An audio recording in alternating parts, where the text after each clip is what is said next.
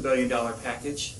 Part of that is $175 million that comes directly to St. Louis County for us to address the three crises that are in front of us: the public health crisis, the humanitarian crisis, and the economic crisis.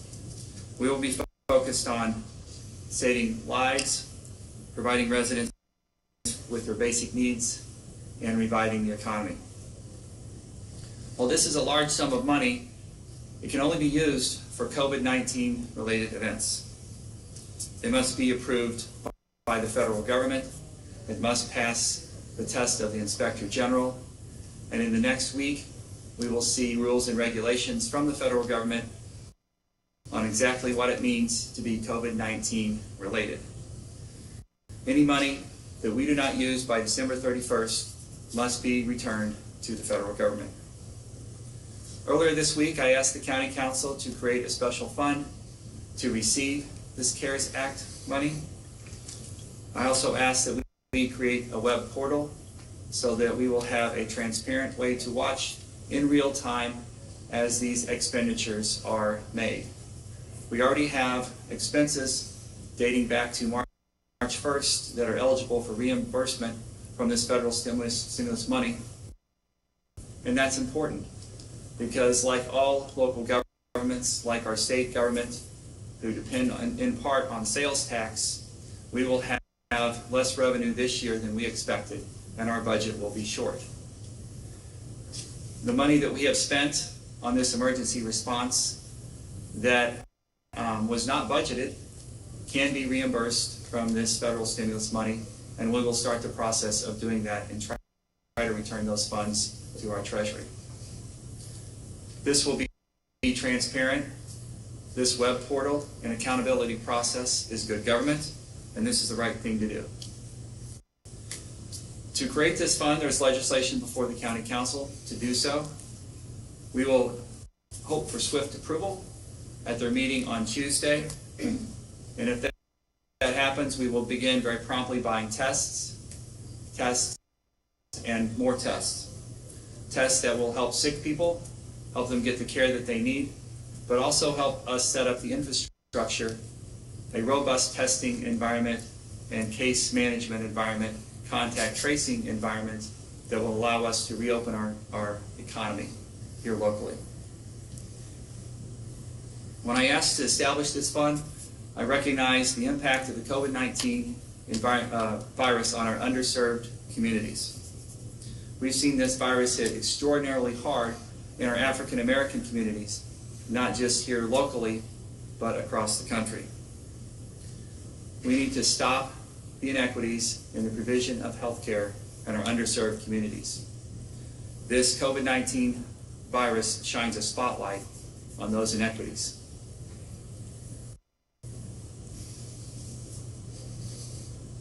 If we don't have full council support on Tuesday, then that will delay us a week in purchasing the testing supplies that we would like to get started purchasing. It is an extraordinarily competitive environment to purchase testing supplies in a national shortage. We have been able to purchase small bits and pieces, small orders like everyone else, but it's time that we step up our participation in the testing as they become marginally more available across our country as production has increased some. In addition, we will spend this money on PPE for our first responders. We are now providing PPE to vulnerable populations in skilled living facilities, senior living facilities, nursing centers, nursing homes. We also need to be able to rent hotel rooms for quarantines for people who can't quarantine safely at home, which is uncommon, or homeless, or our first responders. We don't want our first responders to have to quarantine at home with their families because we know that 70 to 80% of the transmission of the COVID-19 virus happens in a household.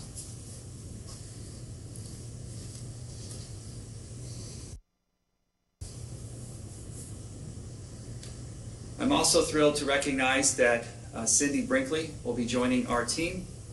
She has volunteered in my administration to act as a senior advisor.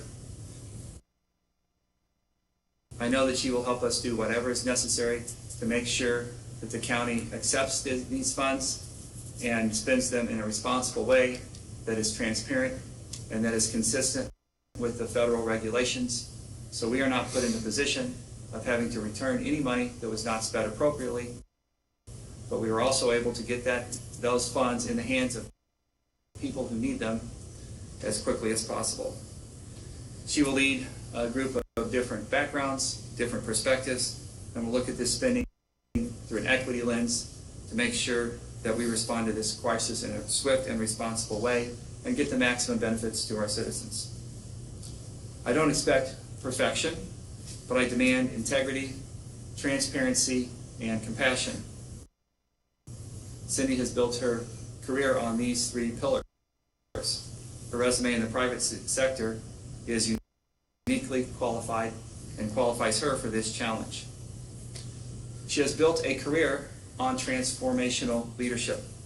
Most recently, as a part of Centene's executive team, she was charged in integrating many of Centene's acquisitions into a high-performing healthcare leader. As Chief Human Resources Officer at General Motors, Cindy was charged with restoring faith and morale in an auto giant as it emerged from bankruptcy. And at AT&T, she was Senior Vice President for Talent Development. Cindy was responsible for developing all the training at that corporate giant. Thank you, Cindy, for 88 mayors of municipalities in our county. They tell me that I have met with them more in the past year than the previous county executive met with them in the past 5 years. In fact, many of them told me that they had never been to the county executive's office before. We have worked hard to ensure that none of them can say that now moving forward. It's certainly frustrating for me in an emergency setting to not be able to communicate as frequently with all of the leaders in our community, elected officials, nonprofit leaders, and others.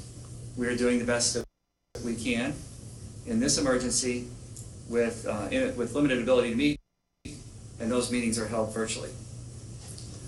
There is a misunderstanding that these funds, the stimulus funds that have come to St. Louis County, can be used to replace lost revenue to local governments because of declining sales tax revenue from the economic fallout of COVID-19. That's not what the federal legislation says. We do understand that there is a discussion currently in Washington to provide relief to local governments like St. Louis County, like our municipalities, to help that revenue shortfall for those of us who depend a great deal on sales tax revenue. But the stimulus package that's in front of us now cannot be used on anything that is not COVID-19 related, and it specifically says in the legislative language that it cannot be used to replace lost revenue from sales tax.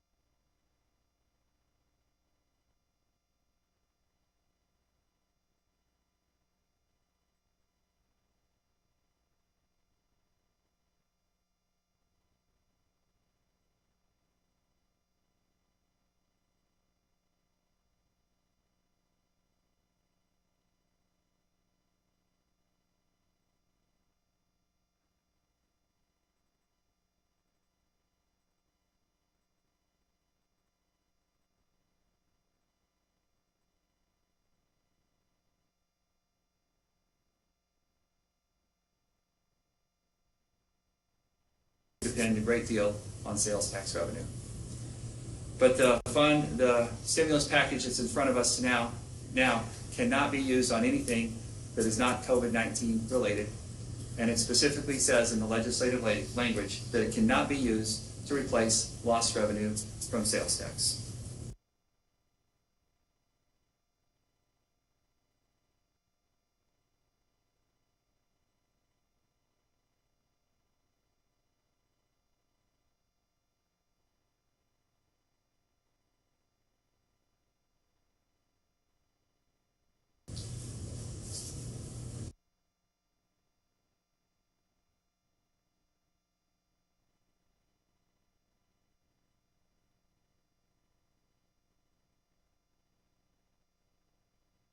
not COVID-19 related, and it specifically says in the legislative language that it cannot be used to replace lost revenue from sales tax. We know this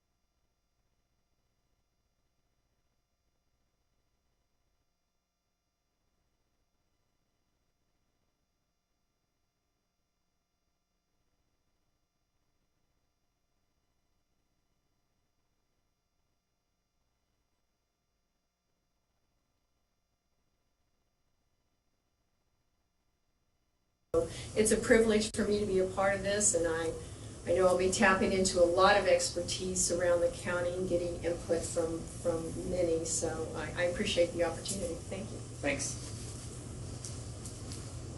Okay, I'd be glad to answer any questions. Can you ballpark at this point, strictly ballparking, the expense that the county has incurred since the onset of this? I hope to have those figures by next week. I know initially we bought $7 million worth of PPE. Some of that is reimbursed because we provide that for fire districts. I expect us to buy millions more. We're working frantically and competitively to buy testing supplies. Our contracts with hotels for quarantines will be extraordinarily expensive, but I can't give you a ballpark number. Once we get that transparency portal up, I hope within a week, we will first show the expenses to date, and then we will continually update that as we enter into agreements to try and take care of people in our community. So the portal, once it's launched, is that hopefully next week, that it will show in real time, you said, yes, expenditures and then what is able to be reimbursed? Yes. When would that start? Tuesday? What's that? Would that start Tuesday? The portal? Oh, it's under construction. I can't, I would, one thing certainly I don't want to do is give you a time and date in case we miss that, but we're working furiously on it. The funds won't arrive until April 24th. We'll certainly have it ready to go by then. Can you speak to, and I know you've been asked this a million times, and I know you're not alone in extending the stay-at-home order, but we've heard from some businesses in the county who just, they get kind of apprehensive when they hear that word indefinitely. And they're asking us, you know, is there a sign, is there a criteria, is there something that they're looking for that we can hold on to as a sign of hope that they might ease some of this? Can you speak to that at all? Yes, and first of all, I think we have to recognize the devastating impact on our economy, and none of us take that lightly. This is a historic effort. It is something that we haven't faced in 100 years. This is a virus that behaves very, very malignantly, and we're still learning about its features and still trying to understand how it bounces back and causes harm if it's not appropriately restrained. The only encouragement I would offer at this time is that we are lucky here in St. Louis County because we implemented social distancing in the middle of May. I think that's great. We'll be much better off if we can get the pain over now and not bounce back into it later in a way that stresses our hospitals when they're short on protective equipment because the national supplies are low and the manufacturing of that protective equipment currently is barely keeping up with the consumption. We need the manufacturing of the protective equipment and the manufacturing of the consumption to exceed, the manufacturing of the testing to exceed what's being used today. And when we get into that environment and we have rapid response testing, both types of tests, a test for immunity, a blood test for immunity, and the nasal swabs for the test of the presence of the virus, then we'll be in the place where we can start to open things up safely and not bounce back with a devastating and unpredictable impact. Your Governor Parsons said that he wanted to start his reopening plan May 4th. How will that line up with the county's plans? I think we need to get a little closer to May 4th to see that. We've seen all kinds of material distributed really in the past 24 hours about what reopening might look like. The states on the East Coast, the states on the West Coast, some states in the Midwest are putting together regional plans, and I think we need to understand that. We need to watch the trends and the curves here in St. Louis County, in the St. Louis region, and we need to watch the hospital system capacity and our ability to purchase testing equipment and protective equipment before we can make a decision on when we could reopen. Going back, you had mentioned, one of the first things you want to do with the money is buy more tests. They're hard to come by. But are they out there? They are becoming more available, marginally more available, as the production increases. It is an extraordinarily competitive environment, and we definitely need to get in line. We need to get our orders in. And the investment in testing that you talked about on Monday, is that contingent upon Tuesday's vote on this federal fund that would be for that money, or is that separate? We have some funds in the health department. We've been able to make some small orders in tests, and we will continue to make those small orders. I would like to make some larger orders, and those would be orders that, if they are larger, there would be a process for that, and I'd like to get that process started.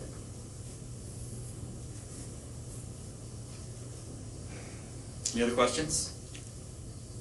So we have one coming in. Okay. Forgot about this. I know.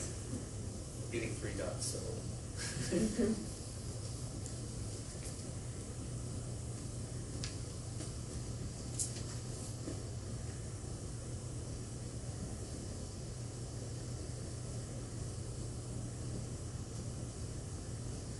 Please check out our new website.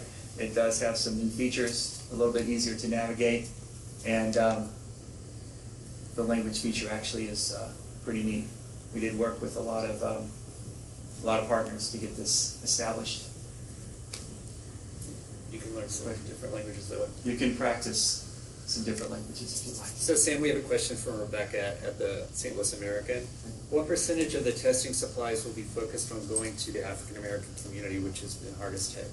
Oh, we will continue to distribute the tests based on criteria, and what we know is that members of our African American community are more likely to meet the criteria because they have a higher prevalence of chronic health problems and limited access to care, and that's why we've seen on the zip code map so far a very hard hit region in North St. Louis County from having positive tests.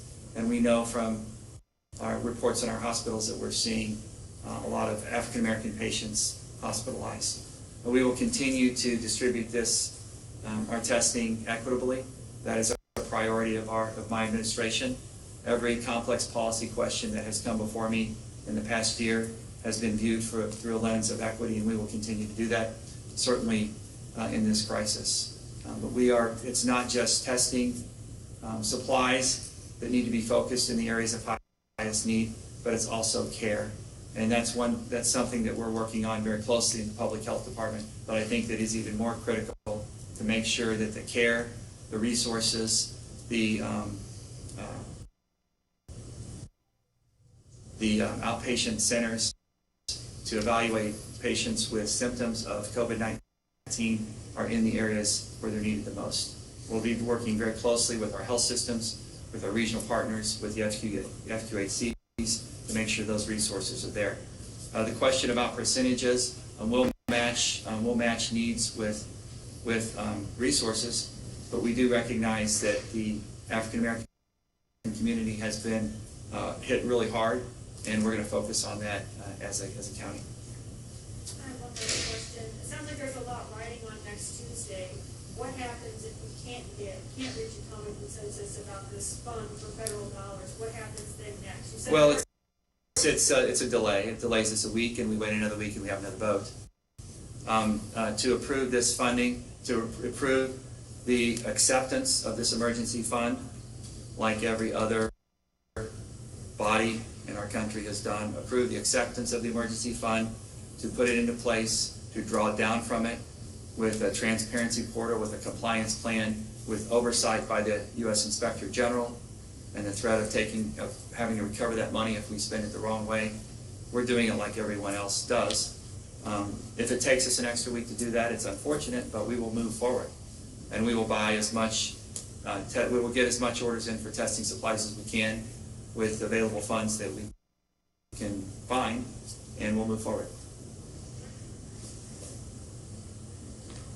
Questions?